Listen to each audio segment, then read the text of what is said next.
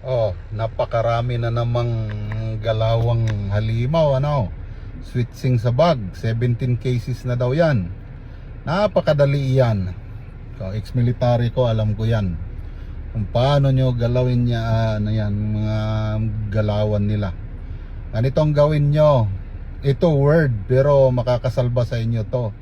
Bago nyo i-pile yung damit ninyo sa bag, kung pwede nyong lagyan ng pangalan sa loob, kahit simpleng papel lang or permanenteng tahiin nyo doon sa loob, videohan nyo ng konti sa inyo, reference yun. Ngayon, yan, kung sindikato yan, galing sa loob, inside job yan, na may mga ano dyan ng mga employee.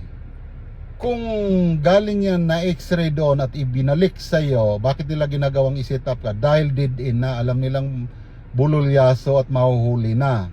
Kaya kailangan na may ma-set up para matapos na yung ano at hindi na ongoing na kung saan-saan ang investigasyon. Yan ang ginagawa ng mga hayop na yan.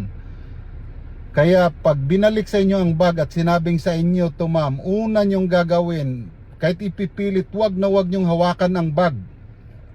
At una nyong banggitin bukas sa bungangaan nyo, i-fingerprint nyo ang bag na yan.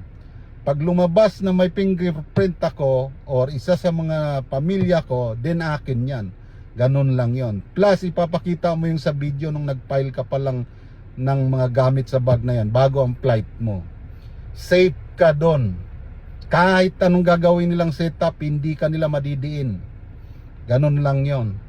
Sundin nyo yan, kahit word yan, pero makakaligtas sa inyo sa mga ginawa ng mga halimaw na yan, ginagawa ngayon na paninit up.